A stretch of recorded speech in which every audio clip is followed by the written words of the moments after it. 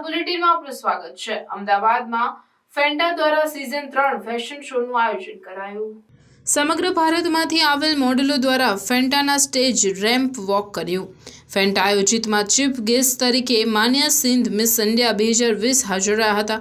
સમગ્ર ફેન્ટાનું આયોજન યશરાજસિંહ ગોહિલ બાપુએ કર્યું હતું। हम स्वागत सम्मान करना चाहेंगे।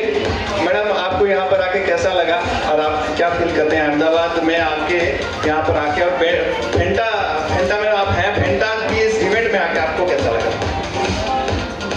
From A to Z registration से लेके ऑडिशन तक सब मैनेज करने में it takes lots of efforts. तो thank you so much for. મારું નામ યશરાજસિંહ ગોહિલ છે। હું ગુજરાતીમાં નમસ્કાર, મારું નામ યશરાજસિંહ ગોહિલ છે। હું ફેન્ટા એટલે કે ફિલ્મ એન્ટરટેનમેન્ટ એન્ડ ટેલિવિઝન એસોસિએશનમાં નેશનલ પ્રેસિડેન્ટની ભૂમિકા ભજવું છું, જે કલા સાહિત્ય અને મનોરંજનના ક્ષેત્રનું એક બહેતરીન સંગઠન છે।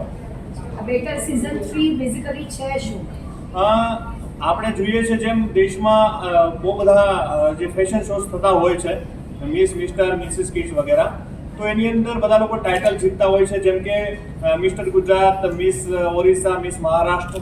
હવે આ બધાની વચ્ચે આવા સાલભરમાં બહુ બધા ઇવેન્ટો થતા હોય, પરંતુ એમાં પછી આ બધા લોકો વચ્ચે આપણે ડિફાઇન કરવાનું હોય છે કે રિયલમાં મિસ ઇન્ડિયા, મિસ્ટર ઇન્ડિયા એ કોણ।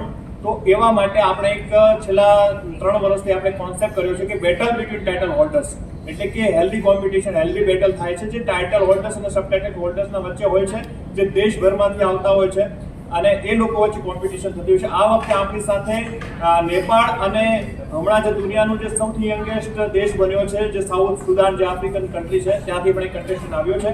તો આપણે આ ઇન્ટરનેશનલ લેવલે એક બહેતર પ્રયાસ કરી રહ્યા છે। આની સિઝન 3 છે। એમાં કઈ કેટેગરી હશે?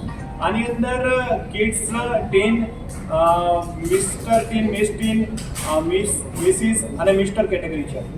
કઈ રીતની પ્રિપરેશન છે ને ક્યારે આયોજન? જેમ આપ હમણાં આવ્યા ત્યારે જોયું હશે કે અહીંયા આખો દિવસ આજે ગ્રૂમિંગ સેશન હતું, જે ગ્રૂમિંગની અંદર એમને બધું શીખવવામાં આવ્યું, સાથે સાથે એને કરિયરમાં કઈ રીતે આગળ વધવું જોઈએ, આ ફેશન ઇન્ડસ્ટ્રીમાં, ટેલિવૂડમાં, બોલિવૂડમાં, એના માટેનું માર્ગદર્શન આપવામાં આવે છે। અને આવતીકાલે એનું જે ગ્રાન્ડ ફિનાલે થવાનું છે, જેમાં ફેમિના મિસ ઇન્ડિયાની મિસ રનરઅપ જે છે, જે પોતે એક ઉદાહરણ એને પૂરું પાડ્યું છે કે ઓટોવાળાની એક છોકરી હતી અને એ ફેમિના મિસ ઇન્ડિયાની અંદર ફર્સ્ટ રનર્સઅપ બની અને બિગ બોસ અને એ મેરે વતન એ જે ફિલ્મ આવી એની અંદર જેણે કામ કરેલું છે, માન્યા સિંહ અમારા ત્યાં આવી રહી છે અને એ જજ કરવાની છે। તો આ ગુજરાતમાં કદાચ આ પહેલી ઘટના છે।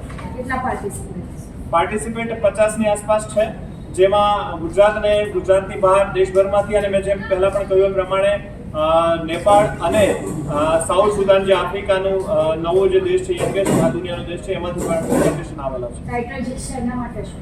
જે લોકો ટાઇટલ વિન થશે એમાં જે ફિમેલ છે એને ક્રાઉન, શેષ, ટ્રોફી વગેરે મળશે। સાથે સાથે જે આલ્બમ, અપકમિંગ આલ્બમ અને વેબ સિરીઝને બધું બનવાનું, એ સાથે સાથે અમારી સાથે બહુ બધા ફિલ્મના producer, director of production house જોડાયેલા છે। તો એમને અમે રિફર પણ કરીશું અને એ લોકોને ટીવી, ફિલ્મ અને જે એડ ફિલ્મ અથવા અન્ય જે કંઈ છે એમની કેરિયરને તક મળશે। આ પાર્ટિસિપેટ કરવાવાળાને કોઈ ફીસ કે કોઈ આપવામાં આવી છે? નહીં, આ નિઃશુલ્ક છે, પણ હા, એમને જે અહીંયા રહેવા ખાવા પીવાનું જે એક બેઝિકલી કોર્સ થતો હોય છે, એ ફીસ એમના પાસેથી એ લેવામાં આવેલું છે, ગ્રુમિંગ ચાર્જ લેવામાં આવેલું છે।